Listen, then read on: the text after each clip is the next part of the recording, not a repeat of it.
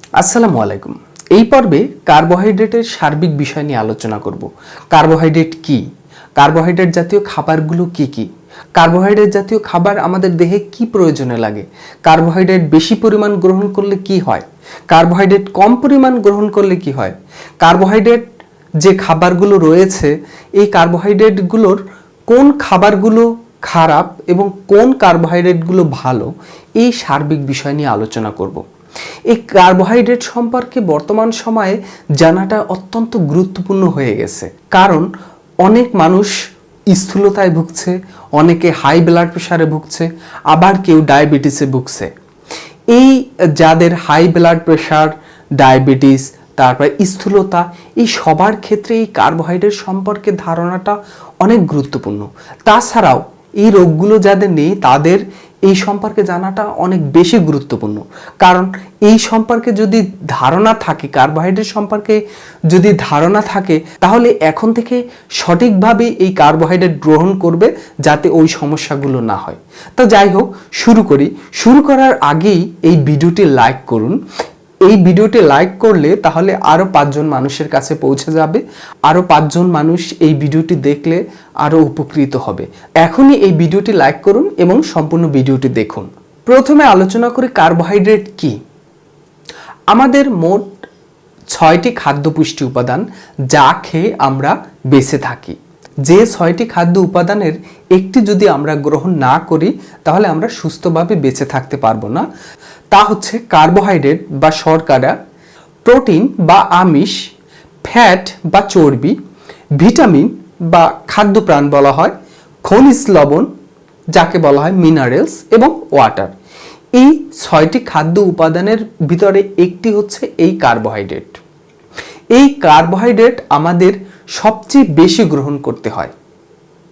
এবার আসি, এই কার্বোহাইড্রেট গ্রহণ করলে আমাদের দেহে কি কাজে লাগে। কার্বোহাইড্রেট আমাদের দেহে শক্তি উৎপাদন করে, অর্থাৎ আমরা সকাল থেকে ঘুমানোর আগ পর্যন্ত সারা দিন যে কাজ করি, এই কাজ করা ছাড়াও আমরা যখন ঘুমিয়ে থাকি আমাদের মস্তিষ্ক, আমাদের সকল দেহকে শক্তি উৎপাদনের ক্ষেত্রে এই শর্করা এই শক্তি উৎপাদন করে। আমাদের দেহে শক্তি উৎপাদনের ক্ষেত্রে এই শর্করা ব্যবহার হয়। অনেকেই বলতে পারেন, তাহলে অতিরিক্ত পরিমাণ যদি আমরা বেশি পরিমাণ যদি শর্করা গ্রহণ করি তাহলে বেশি পরিমাণ শক্তি পাবো। আসলে বিষয়টি তা না। আপনি যদি বেশি পরিমাণ শর্করা গ্রহণ করেন তাহলে আপনি বেশি পরিমাণ শক্তি পাবেন না।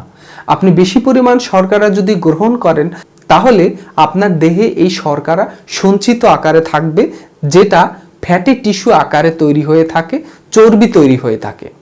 এই বর্তমান সময়ে এই শর্করা অতিরিক্ত পরিমাণ গ্রহণ করার ফলে এই স্থূলতা দেখা দিয়েছে, হাই ব্লাড প্রেশার এবং ডায়াবেটিস সমস্যা, এই শুধুমাত্র এই অতিরিক্ত পরিমাণে এই শর্করা গ্রহণ করার কারণে। অনেকেই মনে করেন চর্বি খেলে চর্বি হয়।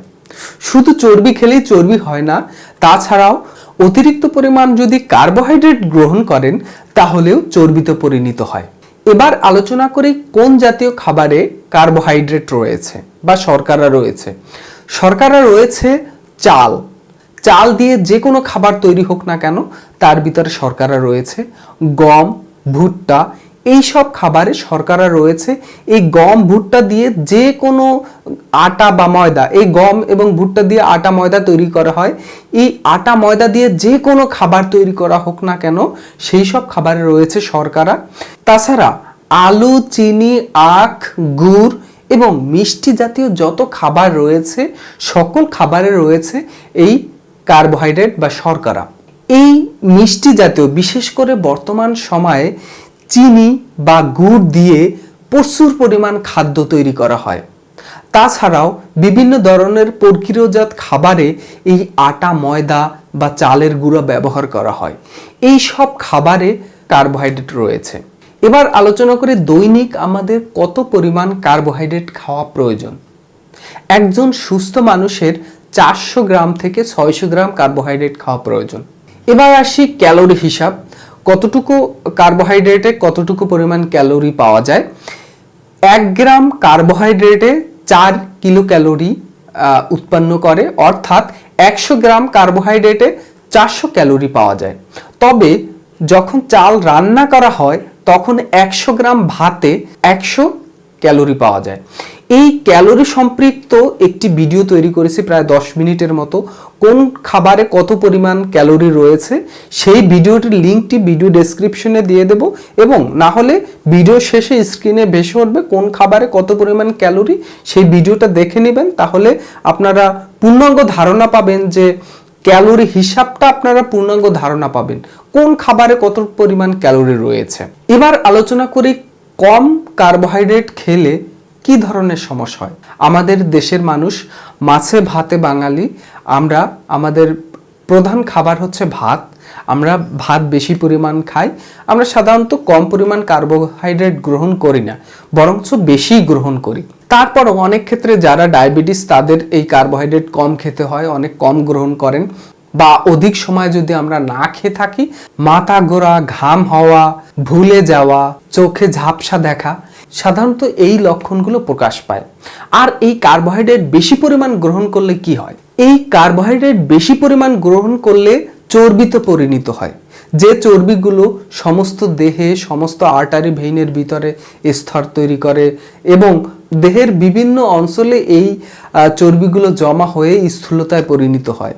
এবার আসি কোন ধরনের কার্বোহাইড্রেট খারাপ এবং কোন কার্বোহাইড্রেটগুলো ভালো। প্রথমে আলোচনা করে কোন কার্বোহাইড্রেট খারাপ। চিনি, গুড়, আখ, তারপর স্যাকারিন এবং অ্যাসপার্টিন জাতীয় কার্বোহাইড্রেটগুলো অত্যন্ত দেহের জন্য ক্ষতিকারক।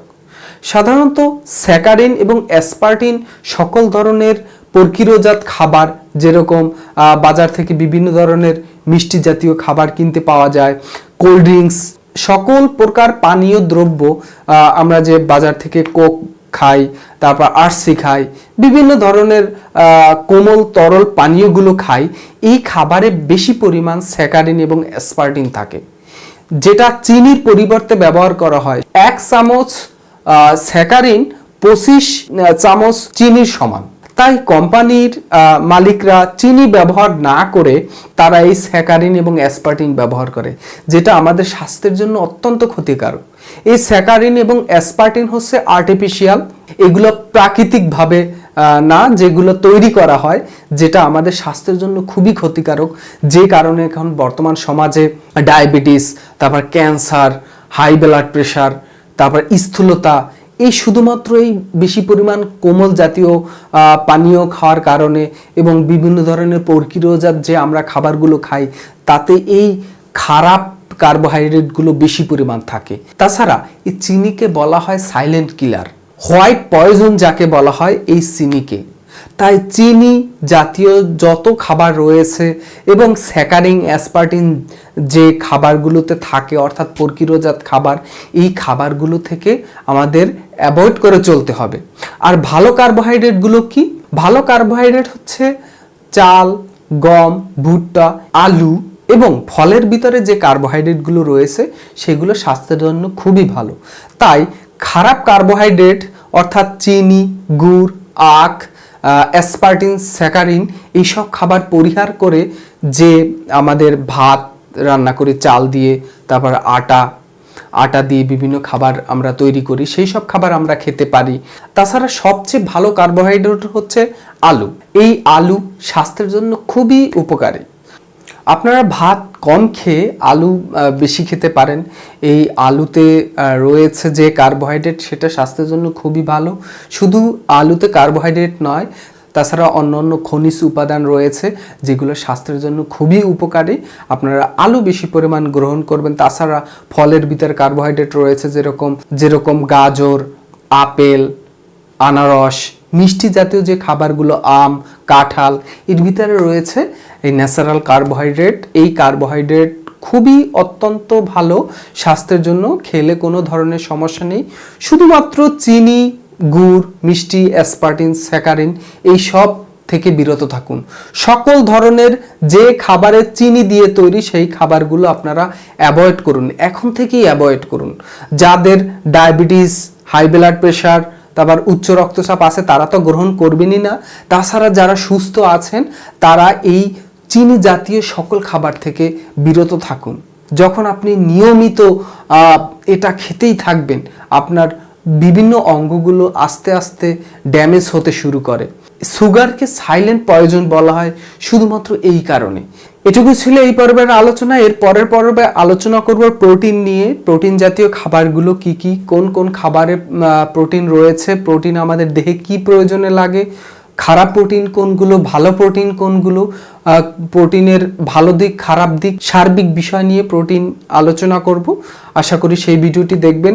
এই ভিডিওটি যারা এখনো লাইক করেনি তারা অবশ্যই লাইক করুন এবং আপনাদের স্বাস্থ্যের যে কোনো সমস্যা হলে কমেন্টসের মাধ্যমে জানাতে পারেন। খারাপ কার্বোহাইড্রেট কি কি এবং ভালো কার্বোহাইড্রেট কি কি কমেন্টস করুন। আপনি যখন কমেন্টস করবেন আপনার এটা মেমোরাইজ হয়ে যাবে, আপনার এটা মনে থাকবে। তাই এখনই কমেন্টস করে লিখুন খারাপ কার্বোহাইড্রেট কোনটি এবং ভালো কার্বোহাইড্রেট কোনটি। ধন্যবাদ।